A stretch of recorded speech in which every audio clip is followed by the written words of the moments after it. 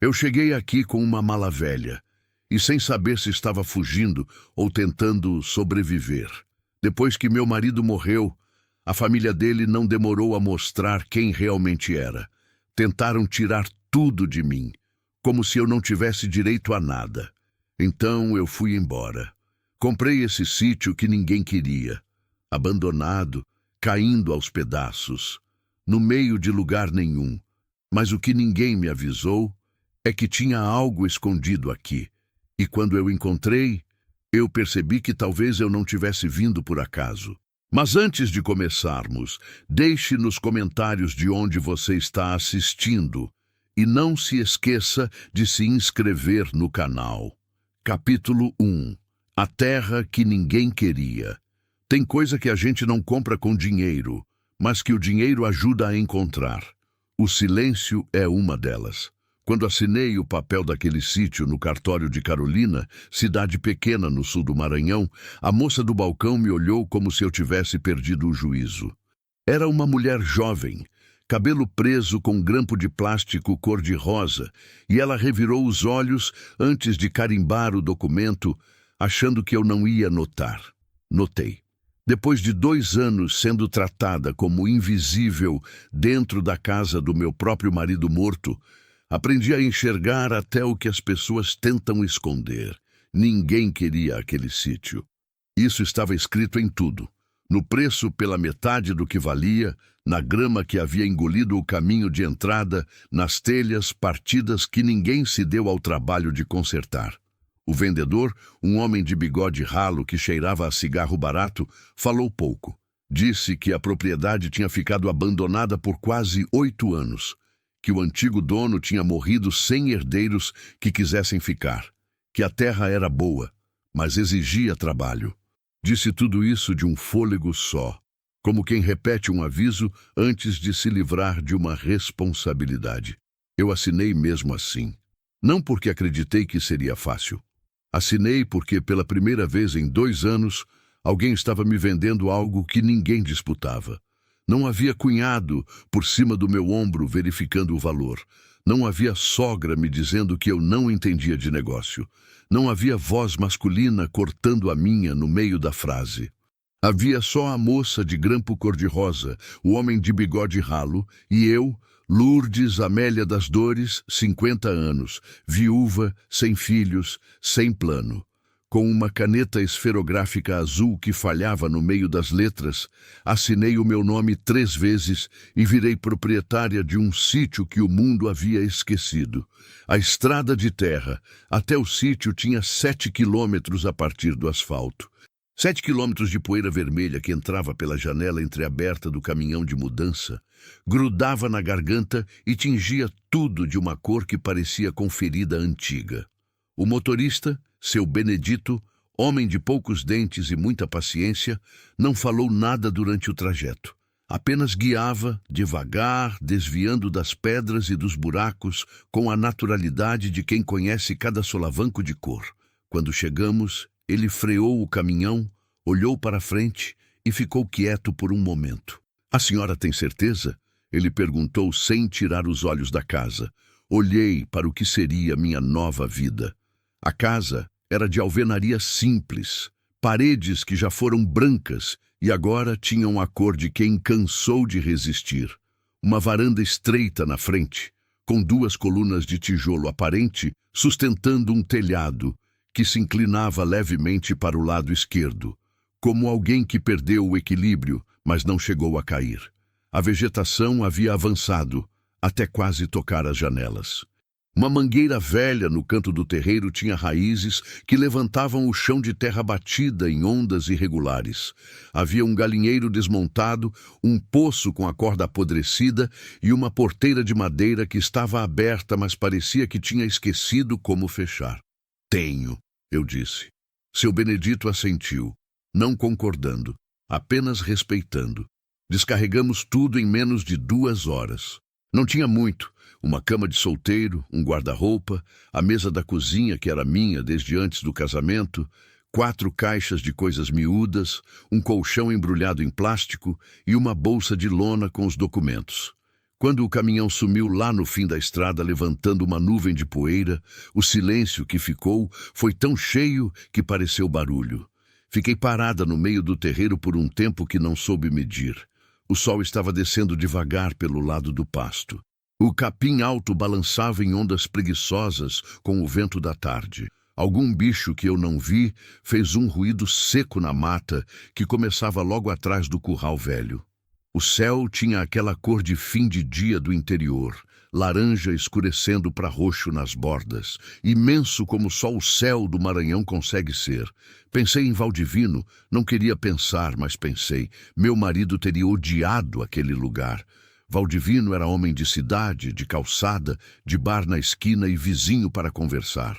Reclamava até do sítio da família dele quando a gente ia nas festas juninas. Lugar de bicho, ele dizia, rindo, sem maldade.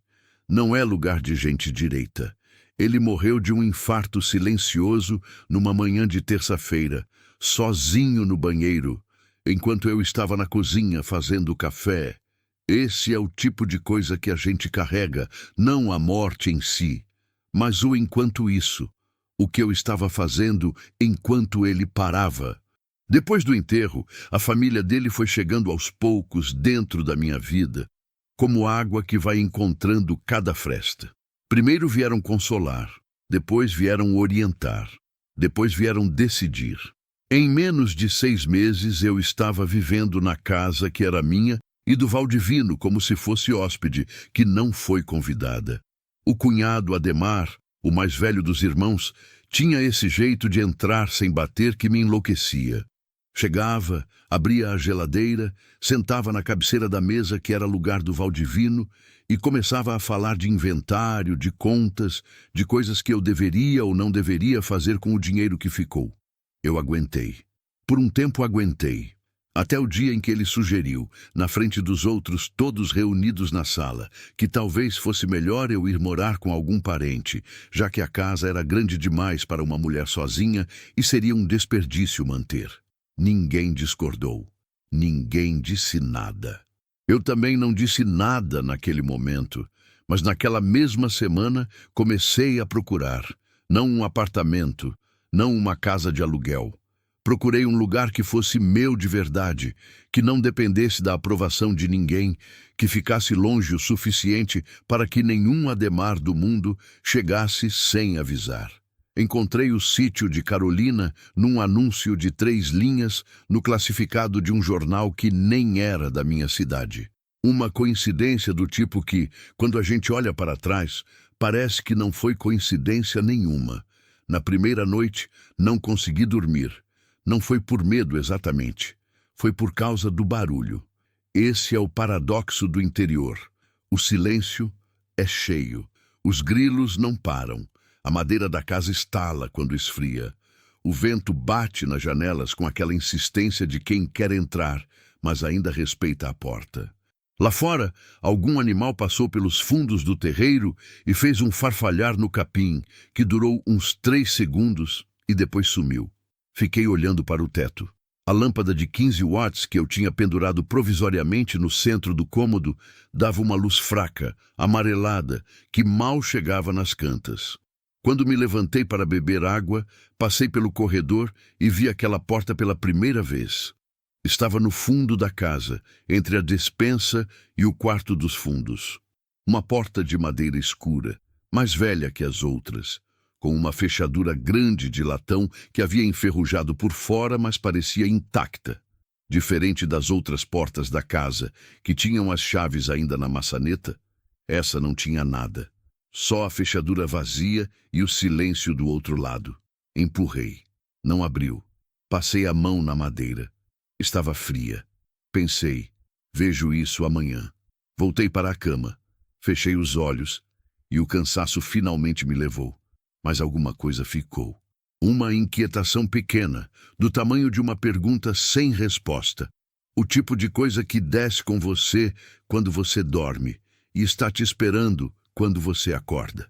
Nos dias seguintes, aprendi o tamanho do trabalho que tinha comprado. A bomba d'água precisava de peça. O fogão a lenha estava entupido. A janela do quarto principal não fechava direito e deixava entrar mosquito. O piso da varanda tinha 2 tábuas podres que cediam quando a gente pisava no lugar errado. A cerca do pasto havia caído em 3 pontos diferentes. A fossa estava cheia.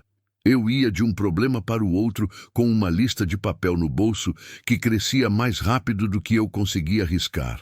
Mas a terra, essa sim, era boa. Podia sentir. Quando enfiava as mãos no solo dos canteiros velhos que ficavam do lado da casa, a terra era escura, úmida mesmo com a estiagem, com aquele cheiro forte de vida contida, esperando. As árvores frutíferas que estavam no terreiro, embora descuidadas, estavam vivas. A mangueira velha estava carregada. Havia um pé de limão que eu quase não tinha visto escondido atrás do galinheiro, cheio de fruto verde. A terra estava esperando, só estava esperando alguém. Foi numa tarde de quarta-feira, limpando o corredor com uma vassoura velha que tinha achado no depósito, que encontrei a chave. Estava no chão, encostada no rodapé, como se tivesse rolado de algum lugar e ficado ali descansando. Uma chave grande de latão, do mesmo tom enferrujado da fechadura daquela porta do fundo. Fiquei parada segurando ela na mão por um longo tempo. Não sei explicar o que senti. Não foi exatamente medo, nem exatamente curiosidade. Foi mais aquela sensação de quando a gente percebe que alguma coisa que está acontecendo é maior do que parece. Que esse momento, esse simples momento de mulher sozinha, segurando uma chave enferrujada num corredor de casa velha, tem algum peso que ela ainda não entende. Fui até a porta. Encaixei a chave. Girei. A fechadura resistiu. Rangeu e depois cedeu com um estalo seco que ecoou pelo corredor vazio. Empurrei a porta. O cheiro que saiu era de tempo fechado, de papel guardado, de madeira que não respira faz anos. O cômodo era pequeno, sem janela, com uma prateleira de madeira na parede do fundo. Sobre a prateleira, enfileirados com um cuidado que contrastava com o abandono do resto da casa, havia 5 cadernos de capa dura, desbotados, numerados à mão com caneta preta. E na frente deles, dobrado em 4, um bilhete. Peguei o bilhete primeiro. O papel estava amarelado, mas a letra era firme, de alguém que escreveu com calma e intenção. Li uma vez, li 2. Na terceira vez, sentei no chão do corredor com o papel nas mãos e fiquei olhando para a parede. O bilhete dizia: "Se você está aqui é porque a terra te escolheu. Não vim embora porque quis, fui porque não me deixaram ficar. Mas o que está aqui dentro não pode morrer. Alguém precisa terminar. Espero que você seja mais corajosa do que eu fui." Não havia nome, não havia data, só essa frase e os 5 cadernos esperando. Fora da janela, o sol estava se pondo pelo pasto. Os grilos já tinham começado. O vento batia devagar nas tábuas da varanda. E eu, Lourdes Amélia das Dores, 50 anos, viúva, sem filhos, sem plano, percebi que, talvez pela primeira vez em muitos anos, eu estava exatamente onde precisava estar. Capítulo 2. O que os cadernos guardam. Não dormi naquela noite. Não foi por causa dos grilos, nem do vento batendo nas tábuas, nem do mosquito que conseguiu entrar pela fresta da janela e ficou zumbindo perto do meu ouvido por tempo demais. Foi por causa dos cadernos. Fiquei com eles na cama, debaixo da luz fraca daquela lâmpada de 15 watts, lendo até a letra começar a embaralhar na minha frente e os olhos pedirem descanso com uma insistência que eu não pude ignorar. O homem que escreveu aqueles cadernos se chamava Antônio Raimundo Feitosa.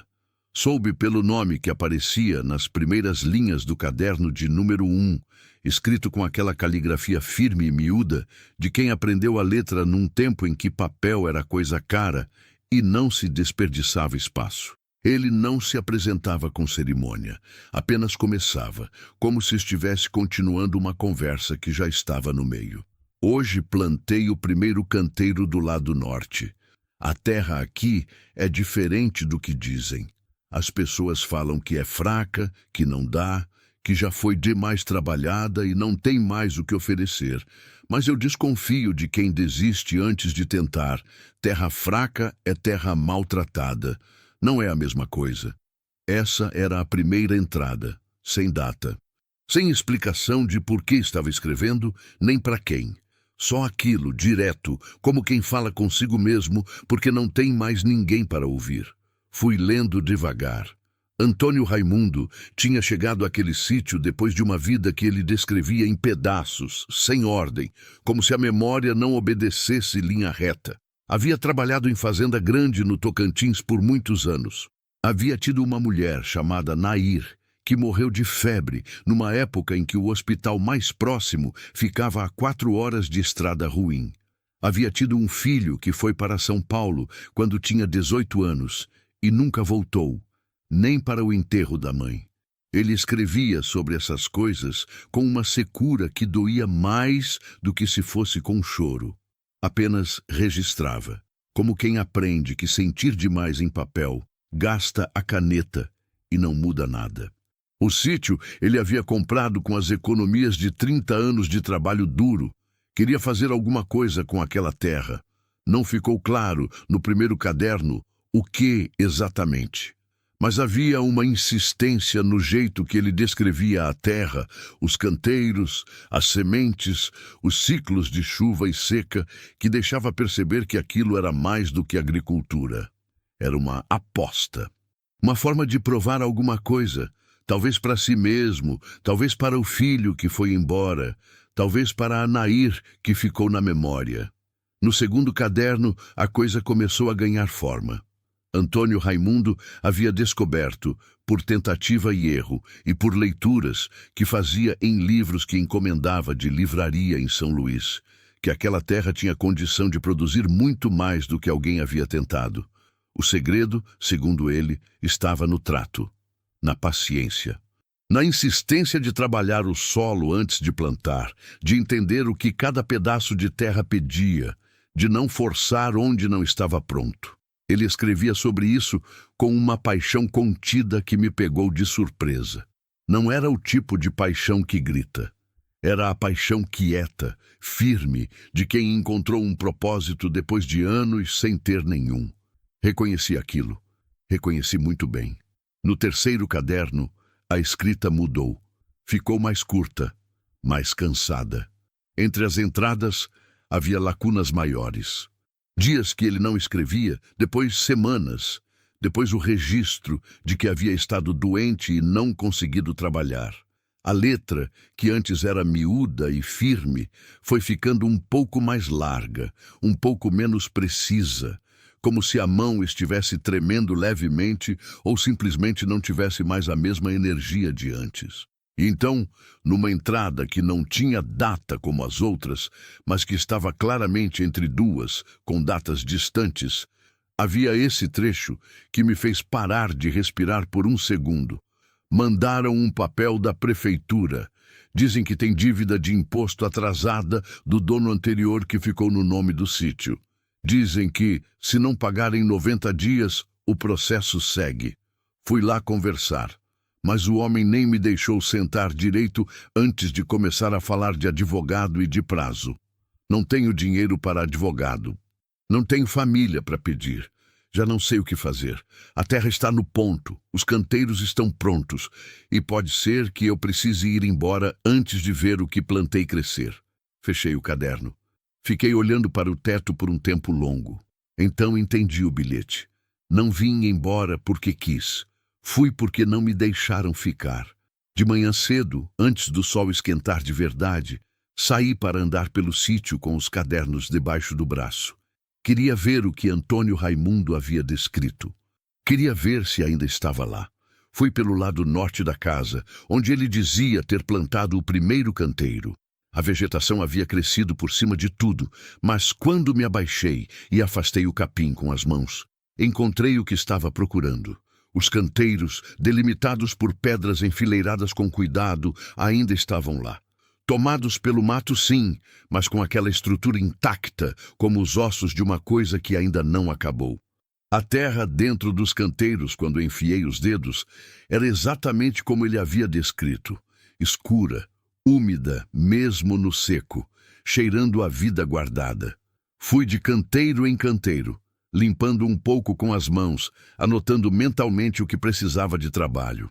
Havia 7 no total, distribuídos ao longo do lado norte e leste da casa, exatamente como Antônio Raimundo havia mapeado no quarto caderno, com um desenho simples feito à mão que eu havia olhado 3 vezes antes de entender que era uma planta do terreno.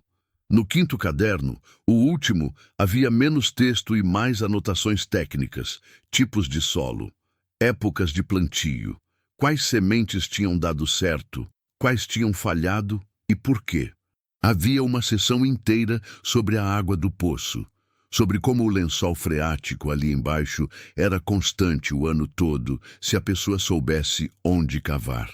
Havia recomendações sobre adubação natural que ele havia desenvolvido ao longo dos anos, misturando o que aprendeu nos livros com o que a própria terra foi ensinando. Era um manual. Não estava escrito assim, com essa palavra, mas era isso. Era um homem que sabia que ia embora e quis deixar registrado tudo o que havia aprendido, para que não se perdesse. Para que quem viesse depois não precisasse começar do zero. Espero que você seja mais corajosa do que eu fui. Fiquei sentada numa pedra grande no meio do terreiro, os cadernos no colo, o sol já esquentando as costas, e pensei em Antônio Raimundo. Pensei nele saindo dali com a mala, ou talvez sem a mala nenhuma, deixando os cadernos trancados no cômodo escuro, deixando a chave escondida no rodapé do corredor para que alguém achasse um dia. Pensei que às vezes a gente planta para a colheita que não vai ver, e pensei que isso talvez seja o tipo mais puro de fé que existe. Naquela semana, fiz o que devia ter feito antes de comprar. Fui até a prefeitura de Carolina verificar a situação do sítio. Peguei carona com seu Benedito, o motorista do caminhão de mudança, que virou meu contato principal na região. Homem quieto, confiável, que não fazia perguntas desnecessárias e cobrava um preço justo. No caminho, o sol batia pela janela do carro com aquela força de final de manhã do Maranhão que não pede licença.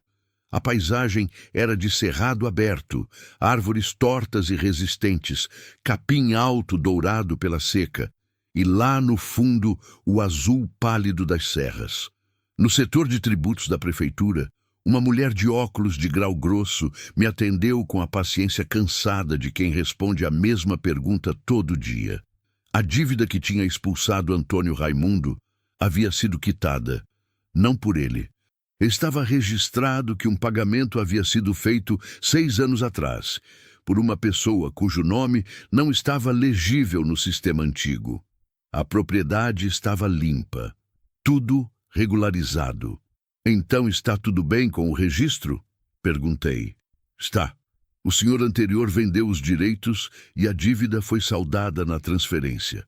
A senhora comprou limpo. Saí do prédio com o sol batendo na cara e fiquei parada na calçada por um momento. Alguém havia pago a dívida de Antônio Raimundo. 6 anos depois que ele foi embora. Alguém havia limpado o nome daquela terra. Não sei quem foi. Nunca soube. Mas naquele momento, em pé na calçada quente de Carolina com a bolsa no braço, senti algo que não esperava sentir. Que aquele sítio carregava histórias que eu ainda não conhecia. E que cada uma delas havia contribuído para que eu chegasse até ali. Não acredito em destino da forma fácil que as pessoas costumam acreditar. Não acho que as coisas estão escritas em nenhum lugar. Mas acredito que existem confluências, momentos em que várias histórias diferentes chegam ao mesmo ponto ao mesmo tempo, e o que nasce dali tem um peso que uma história só não teria. Eu era parte de uma confluência. Aquele sítio estava me esperando, não porque era mágico, mas porque precisava de alguém que entendesse o que Antônio Raimundo havia deixado. E eu havia chegado no único momento em que ainda era possível salvar o que ele havia construído. De volta ao sítio naquela tarde, comecei de verdade. Peguei a enxada que havia comprado na ferragem de Carolina, calci as botas velhas que trouxe na mudança, sem saber bem porquê, e fui para o canteiro número 1 do lado norte. O trabalho era duro, mais duro do que eu havia imaginado, e eu já não imaginava que seria fácil. O mato tinha raiz funda. O solo abaixo do capim estava compactado de anos sem ser mexido. O sol das 3 da tarde no Maranhão não é o tipo de sol com quem a gente negocia. Trabalhei até o sol baixar. Quando parei, os braços doíam de um jeito que eu não sentia faz anos. As mãos tinham bolhas pequenas nas palmas. A camisa estava encharcada. Mas o canteiro número 1 estava limpo. A terra revirada e soltinha, exatamente como Antônio Raimundo havia descrito que deveria estar. Fiquei olhando para ele por um momento antes de entrar. Era uma coisa pequena. Um retângulo de terra de talvez 3 metros por 2, delimitado por pedras velhas, no quintal de um sítio que ninguém queria, cuidado por uma mulher que a família do marido havia descartado como peso inútil. Mas era meu, e estava pronto para receber alguma coisa nova. Entrei em casa, esquentei água no fogão a lenha que eu havia conseguido desentupir na semana anterior. Tomei banho com uma bacia porque o chuveiro ainda não funcionava e me sentei à mesa com o 4º caderno de Antônio Raimundo aberto na seção de sementes. Lá fora, os grilos já tinham começado. O vento batia nas janelas. Em algum lugar no pasto, uma rã coachou uma vez e ficou quieta. Passei o dedo pela letra firme e miúda daquele homem que nunca conheci e que, de alguma forma, havia me deixado um mapa. E comecei a planejar o que plantar primeiro. Capítulo 3. O que a terra devolve.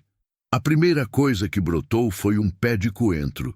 Sei que parece pouco. Sei que não é a coisa mais impressionante do mundo, um pé de coentro saindo da terra. Mas quando eu vi aquele verde fino e delicado furando o solo escuro do canteiro número 2, numa manhã de terça-feira, fui lá me ajoelhar na terra ainda úmida da chuva da véspera e fiquei olhando por um tempo que, com certeza, seria vergonhoso se alguém estivesse vendo. Ninguém estava. Essa era a minha vida agora, e eu já havia começado a entender que isso não era necessariamente uma tragédia.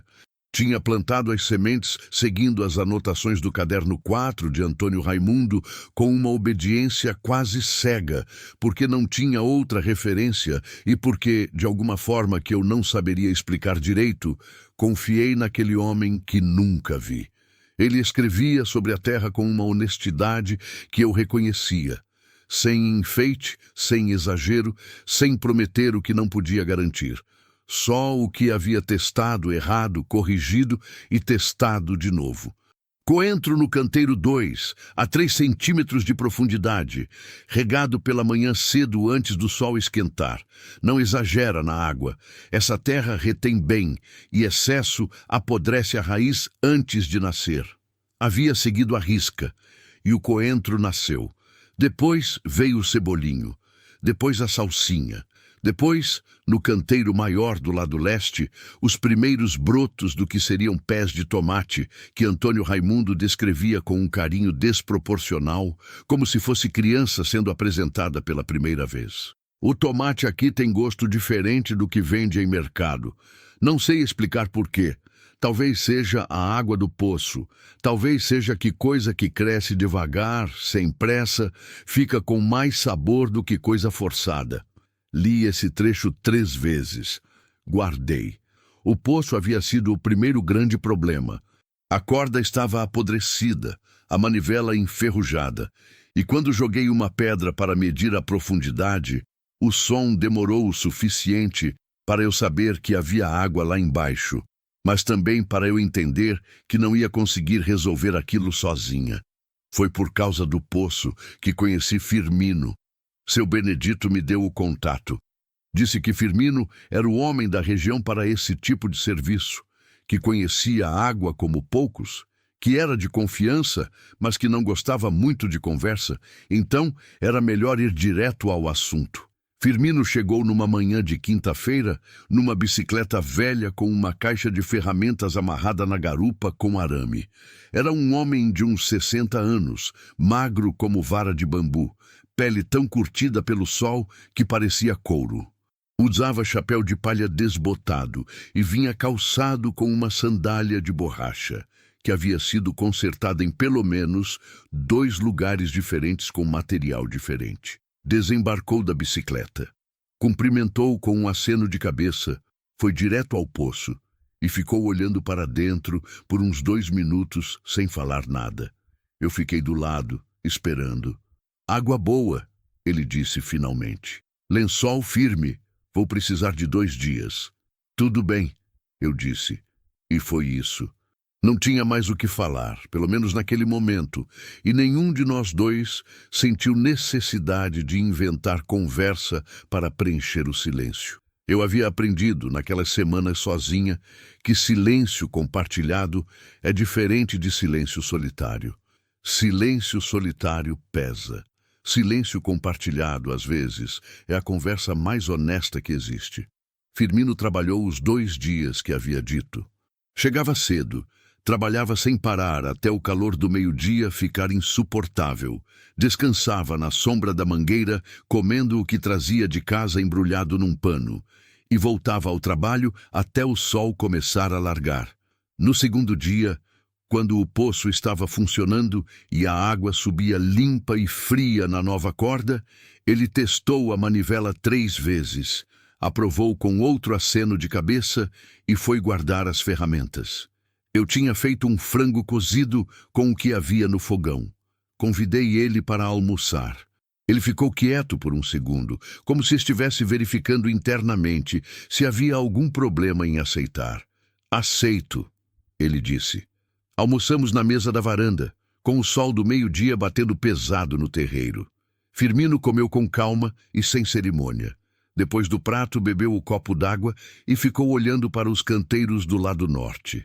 A senhora mexeu com a terra, ele disse. Não era pergunta. Tô tentando, eu disse. Canteiro do lado norte é bom. Pega sol da manhã e fica na sombra da tarde. Não resseca. Foi o que o antigo dono escreveu. Firmino virou para mim com um olhar diferente, curto, avaliativo. Conheceu o seu Antônio? Não. Encontrei os cadernos dele. Ele ficou quieto de novo. Depois, bom homem, trabalhou essa terra com respeito. Sabe o que aconteceu com ele? Foi embora.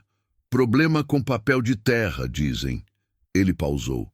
Mas eu acho que foi mais do que isso. Acho que ele cansou de lutar sozinho. Aquilo ficou no ar entre nós, como a poeira vermelha que o vento levantava no terreiro. Não falei nada. Firmino também não. Mas houve um entendimento ali, pequeno e real, do tipo que não precisa de palavra para existir. As semanas foram passando com aquela cadência estranha que o interior impõe, onde os dias parecem iguais, mas cada um vai deixando uma marca diferente se a gente presta atenção. Eu prestava atenção. Aprendi a prestar quando Valdivino morreu, e eu percebi que havia deixado passar muita coisa sem ver direito, porque sempre achei que haveria mais tempo. A terra foi respondendo devagar. Não de uma vez, não com aquela fartura generosa dos filmes, mas com a honestidade de coisa viva que vai no seu ritmo. Os tomates foram crescendo.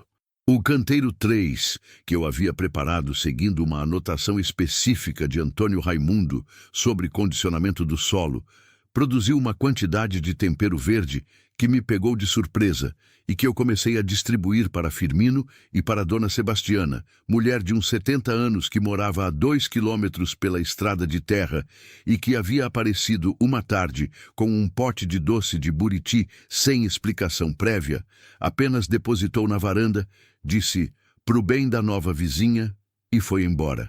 Antes que eu conseguisse dizer mais do que obrigada, Dona Sebastiana voltou outras vezes, sempre assim, sem avisar muito, com alguma coisa na mão, ficando um tempo variável que parecia depender de alguma avaliação interna dela sobre quanto a minha companhia estava precisando de presença naquele dia. Era uma mulher de intuição afiada e economia de palavras que eu passei a admirar profundamente. Foi ela quem me ensinou a usar a lenha do jeito certo para o fogão não desperdiçar calor. Foi ela quem me disse quais árvores do mato ao redor eram medicinais e quais eram inúteis. Foi ela quem me contou, numa tarde em que ficamos descascando mandioca juntas na varanda, que o sítio havia pertencido a outra família antes de Antônio Raimundo, e que havia uma história antiga sobre aquela terra que ninguém da região gostava muito de contar. Que história? Perguntei. Ela me olhou de canto. História de gente que foi embora quando não devia. Pausou. Mas isso já passou. Terra não guarda mágoa. Guarda memória. É diferente. Não insisti. Aprendi que Dona Sebastiana dizia exatamente o que queria dizer, nem mais nem menos, e que forçar era inútil e desnecessário. Foi num sábado de manhã, quase 2 meses depois que eu havia chegado, que o telefone tocou. Eu tinha um celular velho de sinal fraco que funcionava quando eu ficava em pé num ponto específico do terreiro, perto da mangueira, ligeiramente inclinada para o lado esquerdo. Havia descoberto esse ponto por tentativa e erro na primeira semana, e havia aceitado essa condição com a resignação de quem tem coisa mais importante para pensar.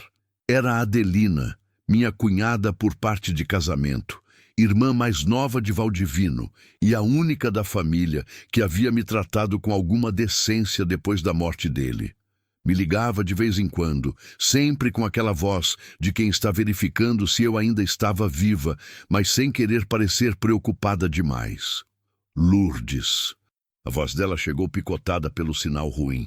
Preciso te contar uma coisa. Inclinei mais para o esquerdo. Pode falar. O Ademar ficou sabendo que você comprou terra. Pausa. Ele ficou bravo. Fico feliz em saber, eu disse. Lourdes, não é brincadeira. Ele foi falar com um advogado. Tá dizendo que tem direito sobre o que ficou do Valdivino, que você usou dinheiro que era da família para comprar. Fiquei quieta por um momento. O sol batia na minha nuca. Uma garça branca cruzou o céu lá em cima, devagar, sem pressa, como se o mundo lá embaixo não fosse problema dela. O dinheiro era meu, eu disse. Da poupança que fiz durante 22 anos de casamento. Tenho comprovante. Eu sei, mas você conhece o Ademar. Conhecia muito bem. Ademar era o tipo de homem que não aceita que uma mulher decida alguma coisa sem a aprovação de alguém com sobrenome igual ao dele. E o fato de eu estar prosperando longe, sem pedir ajuda de ninguém, isso era o tipo de coisa que ele não conseguia deixar passar. Obrigada por me avisar, eu disse para a Adelina. Lourdes, a voz dela ficou mais baixa. Cuida de você. Desliguei. Fiquei parada no terreiro por um tempo com o telefone na mão. Depois guardei o telefone no bolso, peguei a enxada que estava encostada na parede da varanda e fui trabalhar o canteiro 6, que estava esperando há 3 dias. Não porque o medo havia passado. O medo estava lá, esse frio específico no estômago que a gente sente quando sabe que uma ameaça real está se formando no horizonte. Mas eu havia aprendido, naqueles 2 meses de terra e silêncio, e cadernos de um homem que havia lutado sozinho e cansado, que o medo que paralisa é diferente do medo que avisa, e eu não podia me dar ao luxo de confundir os dois. Trabalhei até o sol baixar. Naquela noite, depois do jantar, abri o 5º caderno de Antônio Raimundo, na última entrada que havia, aquela escrita com a letra mais larga e menos firme, de alguém cujas mãos já carregavam cansaço demais. Se eu tivesse ficado, teria conseguido. Tenho quase certeza agora, tarde demais. A terra estava respondendo. Mais um ciclo e teria provado o que precisava provar. Mas fui embora porque achei que estava sozinho. Esse foi o erro. Não era a dívida que me vencia, era a solidão. Solidão cansa diferente de trabalho. Trabalho cansa o corpo e o corpo descansa. Solidão cansa a vontade. E vontade cansada não levanta mais. Fechei o caderno. Pensei em Firmino, que havia voltado 2 vezes depois do poço, apenas para verificar se estava tudo bem, sem cobrar nada, sem explicar porquê. Pensei em Dona Sebastiana com o pote de doce de Buriti e a sabedoria guardada embaixo de cada palavra econômica. Pensei em Adelina, com a voz preocupada chegando picotada pelo sinal ruim. Pensei que Antônio Raimundo havia cometido um erro que eu estava em posição de não cometer. Ele havia achado que estava sozinho. Eu ainda não sabia completamente se estava ou não. Mas sabia que havia gente naquela terra, naquela estrada de 7 quilômetros de poeira vermelha, que havia me olhado nos olhos e reconhecido alguma coisa. E que isso, por menor que parecesse, era diferente de nada. Apaguei a luz. Lá fora, os grilos cantavam com aquela insistência de quem não conhece desistência. O vento batia nas janelas. A mangueira velha rangeu uma vez, grave e lenta, como um aviso ou uma confirmação. E eu, Lourdes Amélia das Dores, 50 anos, viúva, com terra nos canteiros e ameaça no horizonte, fechei os olhos e decidi que dessa vez não ia embora. 14:13. Capítulo 4. O que não pode ser tomado. Ademar chegou numa segunda-feira. Eu soube antes de ver. Dona Sebastiana havia passado na véspera, domingo à tarde, com aquele jeito dela de aparecer quando alguma coisa estava para acontecer, e ficou um tempo maior do que o habitual na varanda, descascando milho verde que havia trazido sem que eu pedisse, olhando para a estrada com uma atenção que não era dela nos outros dias. Tem carro de fora na região, ela disse em algum momento, sem levantar os olhos do milho. Como sabe? Perguntei. Perguntaram na venda do Lico sobre o sítio novo. Homem de cidade. Não conhecia ninguém, mas sabia o nome da dona. Não disse nada. Continuei descascando o milho do meu lado. Dona Sebastiana ficou até perto do entardecer. Quando foi embora, parou na beira da varanda e me olhou com aquela franqueza direta que eu já havia aprendido a receber sem me encolher. Mulher que construiu o que você construiu aqui em 2 meses, não deixa homem nenhum tomar, ela disse. Só se ela mesma deixar. Foi essa a despedida. Sem conselho elaborado, sem encorajamento de novela, só aquilo limpo e seco como a terra na estiagem. Dormi mal. Ademar chegou às 10 da manhã em um carro prata com placa de São Luís que levantou uma nuvem de poeira fina na entrada do sítio. Vinha acompanhado de um homem que eu não conhecia, de pasta na mão e expressão de quem está sendo pago para parecer importante. Advogado, claramente. Fiquei na varanda esperando. Não fui ao encontro. Não abri o portão. Deixei eles descerem do carro e virem até mim. Ademar era um homem de 50 e poucos anos, barriga de quem jantou bem a vida inteira, cabelo grisalho penteado para o lado com aquele cuidado excessivo que algumas pessoas usam para compensar outras inseguranças. Usava camisa social de manga comprida, num calor de 36 graus, o que dizia alguma coisa sobre o quanto ele precisava parecer formal para se sentir com poder. Me olhou de cima a baixo antes de falar. Esse olhar eu conhecia. Era o olhar de quem está calculando o quanto a outra pessoa pode resistir. Lourdes, ele disse, não como cumprimento, como afirmação de que sabia onde eu estava. Ademar, eu disse da mesma forma. Ele subiu os 2 degraus da varanda sem ser convidado. O advogado ficou um passo atrás, pasta na frente, olhando para o terreiro com o desconforto de quem não está acostumado com terra de verdade. Você está sabendo por que estou aqui, Ademar disse. Tenho uma ideia. Então poupa o meu tempo. Ele cruzou os braços. O dinheiro que você usou para comprar esse lugar veio de conta conjunta que era do Valdivino. Parte desse dinheiro tem origem em herança da família. Temos documentação. Eu o deixei terminar. Aprendi faz tempo que interromper Ademar no meio de um discurso que ele ensaiou só serve para fazê-lo recomeçar do início. Acabou? Perguntei quando ele fechou a boca. Ele franziu o senho. Não acabou. Tem processo em andamento para reavaliação do inventário. O advogado aqui tem os papéis para você assinar, reconhecendo. Não vou assinar nada, eu disse. A voz saiu mais calma do que eu esperava. calma de verdade, não de esforço.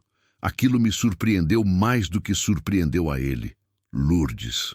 O tom mudou, ficou levemente mais macio, condescendente da forma que ele usava quando queria parecer razoável. Você está sozinha aqui no fim do mundo, sem apoio, sem família, sem... Firmino, eu chamei. Firmino estava no fundo do terreiro, onde havia chegado mais cedo para verificar a bomba d'água que tinha dado um sinal estranho. Ele levantou a cabeça. Pode vir aqui um momento? Ele veio, devagar, no jeito dele, limpando as mãos no pano que trazia no bolso. Parou do meu lado sem dizer nada, olhando para Adhemar com aquela expressão neutra que podia significar qualquer coisa, mas que na prática significava que ele estava prestando atenção em tudo. Adhemar olhou para Firmino. Depois, para mim. Fez um novo cálculo. Você está cometendo um erro, ele disse. Já cometi vários, eu respondi, mas nenhum deles foi deixar você decidir por mim. Houve um silêncio comprido. O sol batia no terreiro sem piedade. Um dos tomates maduros do canteiro 3 balançou com o vento quente que passou. Adhemar desceu os degraus da varanda, chamou o advogado com um aceno de cabeça e foi em direção ao carro. Na metade do caminho virou. Você vai se arrepender, ele disse. Pode ser, eu disse. Nada, mas vai ser arrependimento meu. O carro sumiu pela estrada levantando poeira. Firmino ficou quieto do meu lado até a nuvem baixar. Vai voltar, ele disse. Vai, eu concordei. O que vai fazer? Plantar o canteiro 7. Estava esperando faz uma semana. Firmino fez aquele aceno de cabeça que era a forma dele de dizer que havia entendido alguma coisa maior do que o que foi dito. Voltou para a bomba d'água. Eu fui buscar a enxada. O processo que Adhemar havia mencionado era real. Soube pelos detalhes quando consegui falar com uma advogada em Carolina, mulher jovem, chamada doutora Patrícia, que atendia numa sala pequena em cima de uma farmácia e que me ouviu com uma atenção que eu não esperava e que me fez sentir, pela primeira vez em muito tempo, que eu não estava sendo tratada como problema a resolver, mas como pessoa a ser ajudada. Ela analisou os documentos que eu havia trazido, a documentação da conta poupança, os extratos antigos, o contrato de compra do sítio e ficou quieta por um tempo que me deixou desconfortável. A situação não é simples, ela disse finalmente, mas também não é impossível. Pausou. A conta era conjunta, mas a origem dos depósitos principais é rastreável. Se você guardou contra-cheques antigos, recibos de trabalho, qualquer coisa que prove que o grosso daquele dinheiro era seu, temos argumento. Eu tinha. Tinha tudo numa caixinha de sapato que havia carregado na mudança por instinto, sem saber que ia precisar, guardando aqueles papéis velhos com o reflexo de quem não aprendeu a jogar fora, prova de nada. Valdivino sempre riu disso. Você guarda papel como se fosse ouro, mulher. Pela primeira vez, sorri ao pensar nele, sem que a dor viesse junto com a mesma força de sempre. Apenas o sorriso, apenas a memória boa. Trago tudo na semana que vem. Eu disse para a doutora Patrícia. Traga, e não assine nada que chegue pelo correio antes de me consultar. Não assino. Ela me olhou com aquela atenção avaliativa de quem está verificando se a pessoa na frente dela vai aguentar o que está por vir. A senhora vai ter que lutar por isso, ela disse. Não como aviso, como respeito. Já estou lutando, eu disse. Só agora tem nome jurídico. A tempestade chegou sem avisar, como todas as tempestades do Maranhão. Era uma quinta-feira de tarde, céu que tinha amanhecido limpo, e foi fechando ao longo do dia com aquela rapidez que o interior conhece bem e que a gente nunca se acostuma de verdade. Firmino havia saído mais cedo, sentindo o tempo mudar, dizendo que ia antes de a estrada ficar ruim. Dona Sebastiana não havia aparecido naquele dia. Eu estava no canteiro 5, quando o vento mudou de direção de uma vez, aquele vento úmido e quente que cheira a chuva antes de ela chegar, e soube que tinha menos tempo do que eu gostaria. Entrei com as ferramentas, Fechei as janelas. Reforcei o trinco da janela do quarto que sempre ficava frouxa.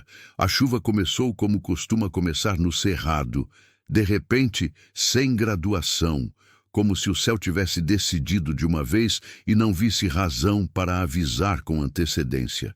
Em 5 minutos, o terreiro virou uma lama que borbulhava. O barulho no telhado era ensurdecedor, aquele rufar constante de água pesada em telha de barro que ocupa todo o espaço sonoro e não deixa lugar para mais nada. Fiquei na cozinha ouvindo. Foi aí que ouvi o outro barulho, diferente da chuva, embaixo dela, misturado nela, mas diferente. Um barulho de madeira cedendo, grave e lento, do lado da varanda. Peguei a lanterna e fui ver. A tábua do canto esquerdo da varanda, aquela que eu havia identificado como podre desde a primeira semana, mas não havia conseguido consertar ainda, havia cedido completamente com o peso da água que estava acumulando no telhado. Uma parte do beiral havia dobrado para baixo e a calha improvisada que eu havia feito com lata para desviar a água estava torcida, jogando um volume enorme de água direto na parede lateral da casa. Não era o fim do mundo. Mas se eu deixasse continuar assim, a água ia começar a entrar pela fresta da janela lateral do quarto dos fundos e podia chegar aos cadernos de Antônio Raimundo, que eu havia deixado sobre a prateleira do cômodo aberto porque havia começado a usá-los como referência diária e não havia pensado em guardar.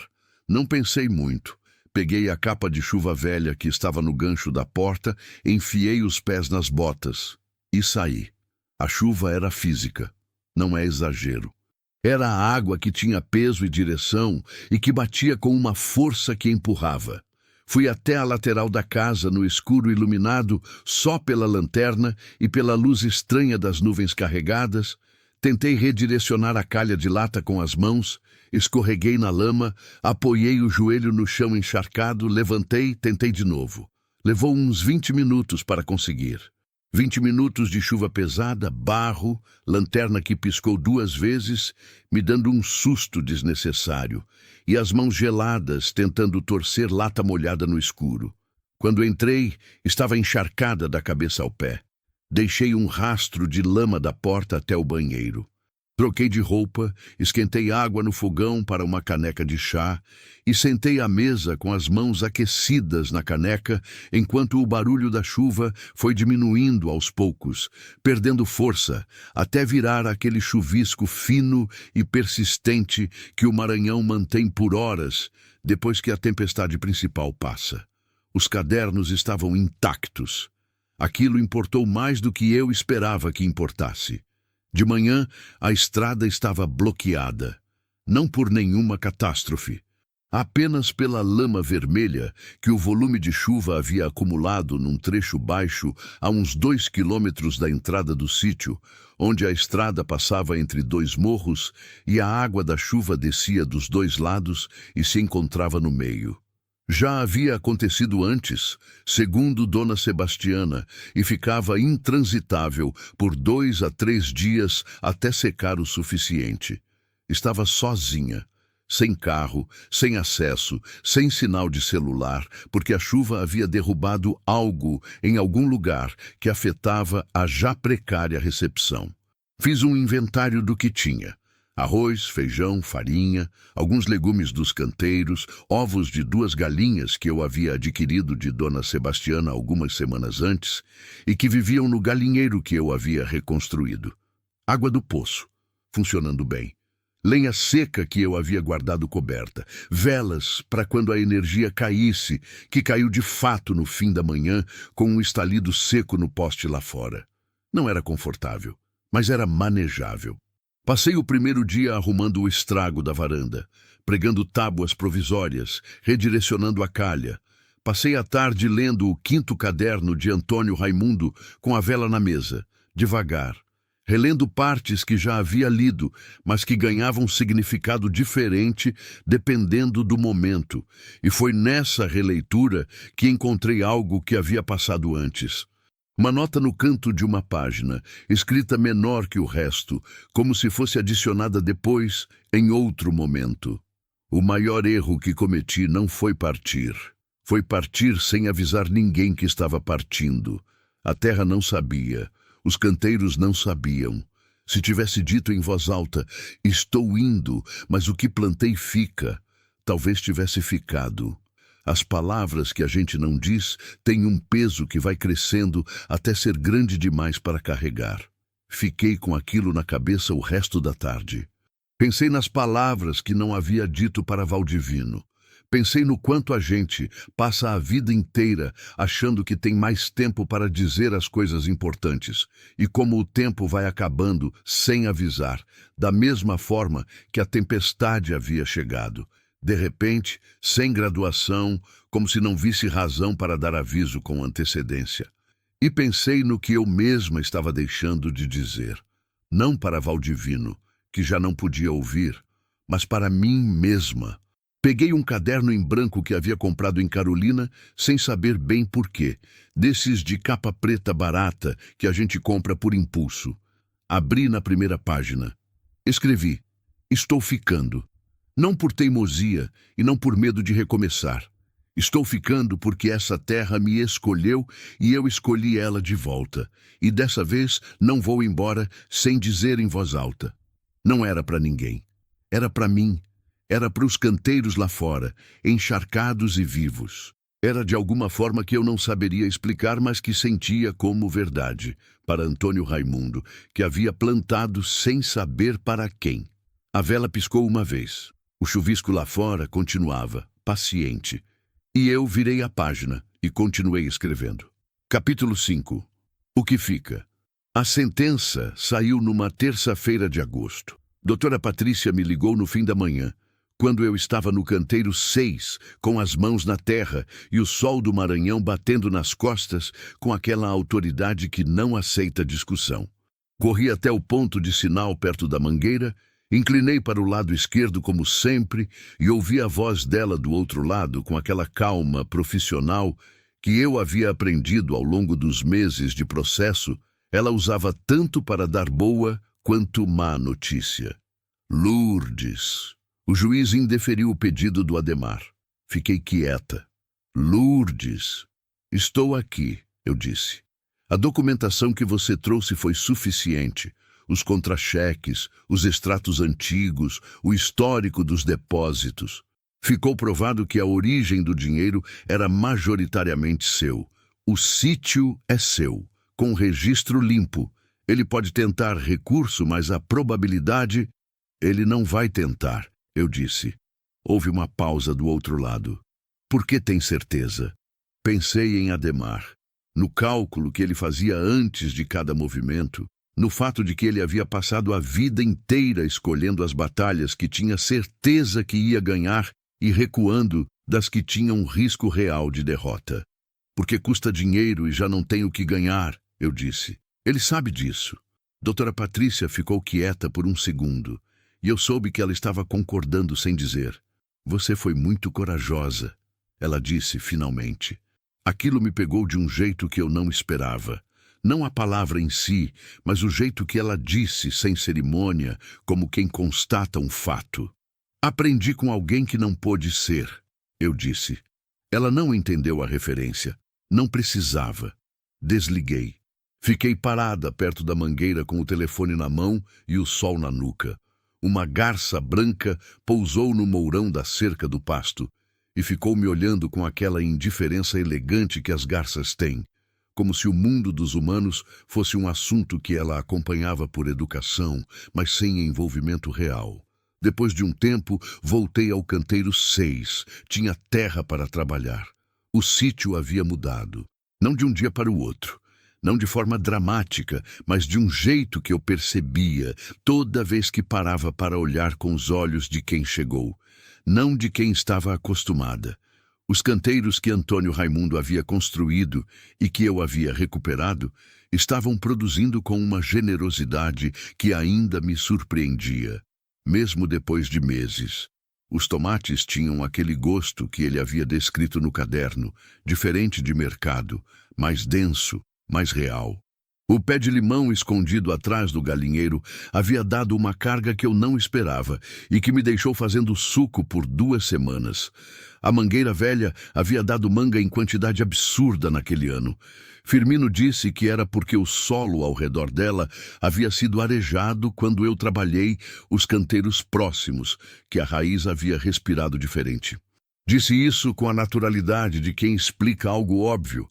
E eu anotei mentalmente para não esquecer que às vezes cuidar de uma coisa cura outras ao redor sem que a gente perceba enquanto está fazendo. Havia consertado a varanda. As tábuas podres foram substituídas por madeira boa que seu Benedito havia ajudado a buscar na cidade. A janela do quarto fechava direito. O telhado havia recebido 3 telhas novas nos pontos que a tempestade havia revelado como fracos.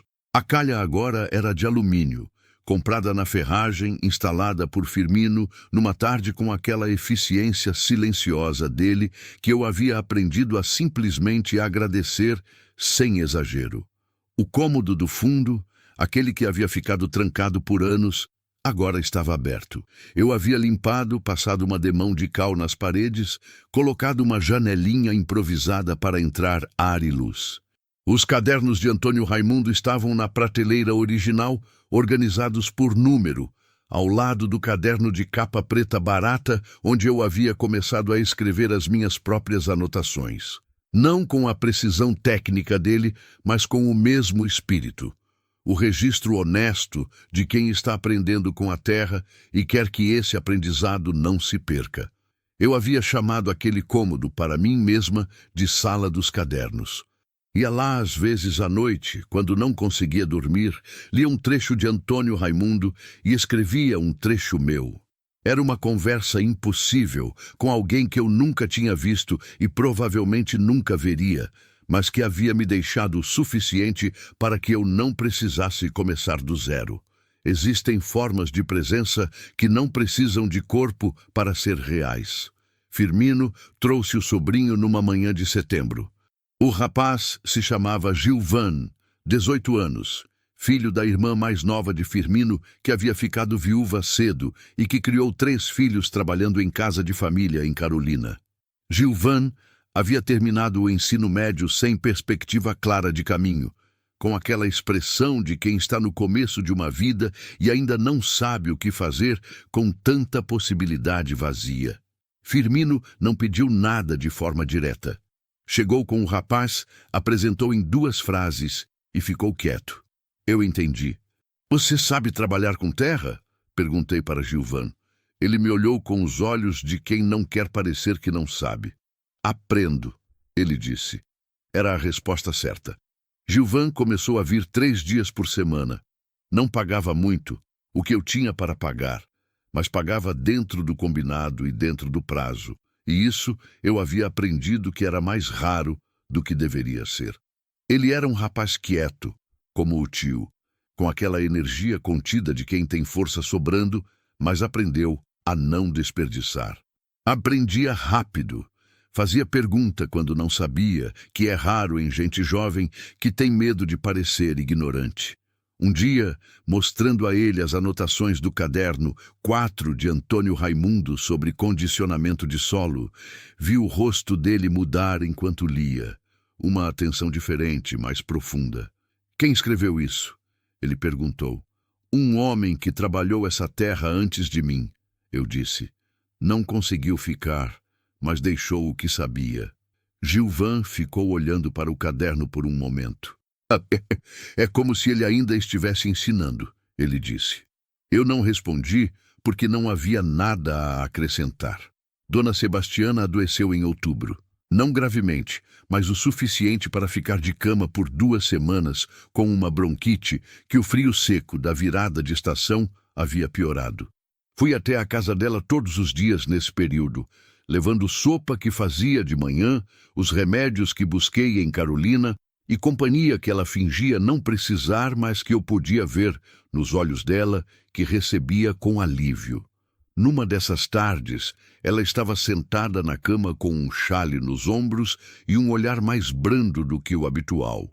o tipo de brandura que a doença às vezes traz quando baixa a guarda de pessoas que passaram a vida toda erguendo-a.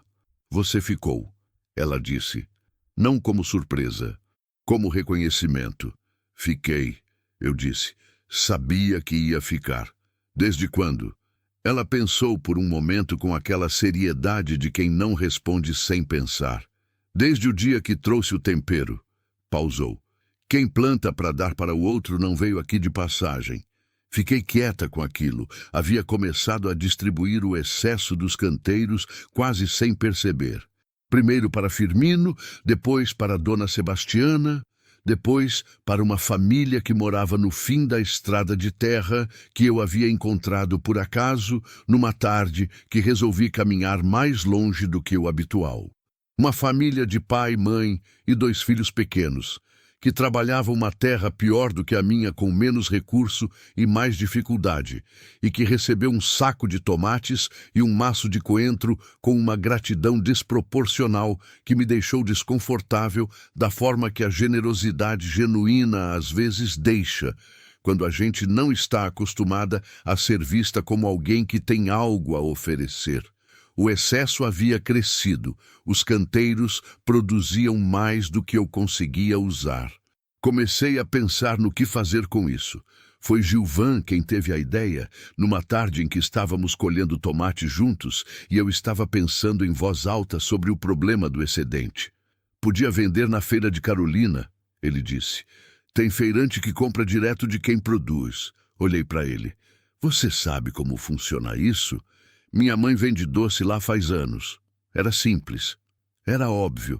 Era o tipo de coisa que a gente não vê porque está olhando de longe demais. Na semana seguinte, Gilvan foi comigo à feira. Em 2 horas, o que eu havia levado estava vendido. Não foi muito dinheiro. Foi suficiente para comprar as sementes do próximo ciclo com uma sobra que fez diferença. Na volta, no banco de trás da moto de Gilvan, com o vento da estrada batendo na cara, eu ri. Não sei bem de quê. De tudo, talvez. De nada específico.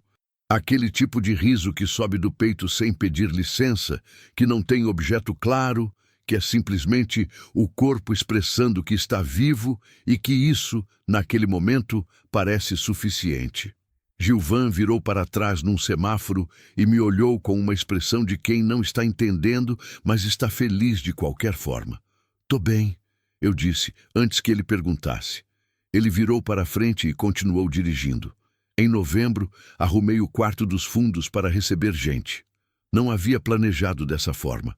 Havia acontecido de um jeito orgânico, como a maioria das coisas que valeram a pena na minha vida, sem projeto formal, sem decisão dramática. Apenas uma sequência de pequenas escolhas que, quando eu olhei para trás, formavam um caminho que parecia ter sempre estado lá esperando. Primeiro foi uma cama simples, que Firmino havia ajudado a instalar. Depois, um guarda-roupa pequeno que seu Benedito havia trazido de uma venda de usados em Carolina. Depois, cortinas na janela que eu havia costurado à mão, numa tarde de chuva fraca, com um tecido de algodão simples e firme que Dona Sebastiana havia escolhido na armarinha da cidade, com aquele gosto prático e sem afetação dela. O quarto ficou pronto sem que eu soubesse exatamente para quem. Soube quando ela apareceu. Foi uma sexta-feira de tarde, com o sol já baixando pelo pasto e o céu tomando aquela cor de fim de dia que eu havia aprendido a parar e olhar porque era o tipo de beleza que não avisava quando ia embora. Eu estava na varanda com um copo de suco de manga quando vi a figura na estrada. Vinha a pé. Carregava uma mala de rodinhas que claramente estava tendo dificuldade de puxar pela poeira irregular da estrada de terra. Era uma mulher. Isso eu via de longe, e havia algo no jeito que ela caminhava, aquela combinação específica de determinação e esgotamento que eu reconheci antes de ver o rosto. Era o jeito de quem foi embora de algum lugar que doía e ainda não chegou em nenhum lugar que não dói. Fiquei quieta na varanda esperando. Ela chegou ao portão e parou. Me olhou por um momento antes de falar. Devia ter uns 40 e tantos anos, cabelo preso de qualquer jeito, olhos que haviam chorado recentemente, mas que estavam secos agora, com aquela secura de quem decidiu que já chorou o suficiente por hoje. Boa tarde, ela disse.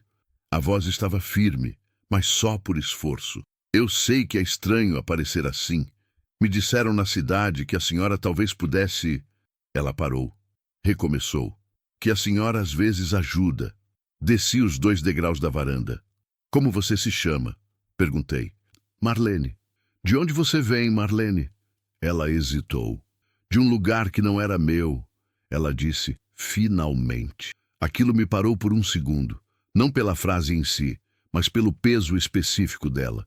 Eu havia dito algo parecido para mim mesma numa noite de insônia, meses atrás, tentando explicar para o silêncio do quarto o que havia me trazido até ali. Olhei para ela, para amá-la, para os olhos que estavam tentando não pedir mais do que ela achava que tinha direito de pedir. Vi quem eu havia sido. Não exatamente, não nos detalhes, porque cada história de mulher que vai embora, de onde não é bem-vinda, é única e não se deve reduzir a outra. Mas naquele olhar havia algo que eu conhecia de dentro, que não se aprende de fora. O cansaço específico de quem carregou peso que não era seu por tempo demais, e agora está em pé apenas porque não aprendeu outro jeito. O quarto dos fundos está pronto, eu disse. Marlene piscou, uma vez, como se precisasse processar. A senhora nem sabe quem eu sou.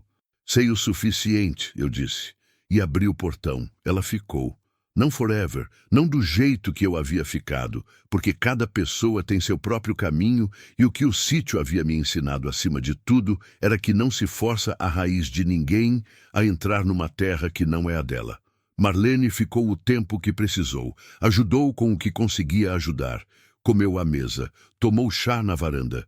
Foi aos poucos e no seu ritmo, reaprendendo a respirar em lugar onde ninguém esperava nada dela, além do que ela mesma quisesse dar.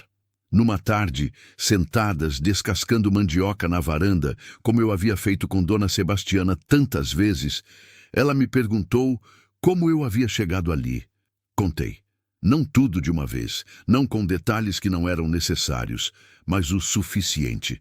Contei sobre Valdivino, sobre Ademar, sobre a caixinha de sapato com os papéis velhos que havia salvado o sítio, sobre os cadernos de Antônio Raimundo e o bilhete que parecia ter sido escrito para mim sem saber meu nome. Marlene ouviu sem interromper. Quando terminei, ela ficou quieta por um tempo. Ele escreveu para quem viesse. Ela disse. Não sabia quem era. Sabia que alguém vinha. É isso, eu disse. É bonito e triste ao mesmo tempo. A maioria das coisas verdadeiras é. Ela assentiu devagar, descascando a mandioca com aquele cuidado de quem está prestando atenção em mais de uma coisa ao mesmo tempo. Depois, e se um dia eu quiser ir embora? Você vai, eu disse. Essa é a regra. Aqui não se fica por obrigação. Qual é a regra para ficar? Pensei na pergunta. Não tinha resposta pronta. Mas havia algo que eu havia entendido ao longo daqueles meses, algo que Antônio Raimundo havia tentado articular nos cadernos e que eu havia tentando escrever no meu próprio caderno preto sem nunca conseguir na forma completamente certa. A regra para ficar, eu disse devagar, é só querer ficar mais do que querer ir embora. Marlene ficou quieta com isso. O sol estava descendo pelo pasto. Os grilos já tinham começado, aquele canto insistente e cheio que tomava a tarde toda. A mangueira velha balançava com o vento suave que vinha do lado do cerrado, cheirando a terra úmida e capim-quente.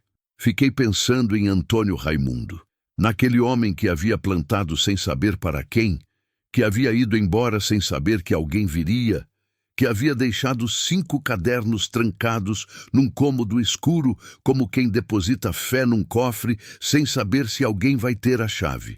Alguém tinha, e o que ele havia deixado estava vivo.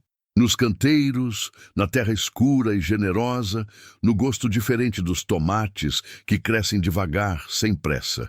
Em Gilvan, que lia os cadernos com a atenção de quem está sendo ensinado por alguém que nunca conheceu. Em Dona Sebastiana, que havia olhado para o sítio recuperado com aquela expressão de reconhecimento quieto de quem vê uma coisa voltar ao que sempre deveria ter sido. Em mim, que havia chegado fugindo e ficado pertencendo. E agora em Marlene, que havia chegado com uma mala e um olhar que eu conhecia de dentro e que estava sentada na minha varanda descascando mandioca numa tarde de novembro como se talvez, aqui pudesse ser um lugar para respirar. Naquela noite, fui até a sala dos cadernos. Acendi a vela, abri o caderno preto na última página que havia escrito. Li o que estava lá. Depois virei para a página em branco seguinte e escrevi. Antônio Raimundo, não sei onde você está. Não sei se chegou a um lugar bom, se encontrou sossego, se o filho que foi para São Paulo algum dia voltou. Não tenho como saber e talvez não seja para saber. Mas quero que você saiba, mesmo que isso seja conversa com papel e vela e silêncio, que o que você plantou aqui não morreu. Os canteiros estão de pé, a terra está respondendo. O poço tem água boa o ano todo, como você disse que teria. Os tomates têm aquele gosto que você descreveu, e eu entendo agora por que você escreveu sobre eles com aquele carinho todo.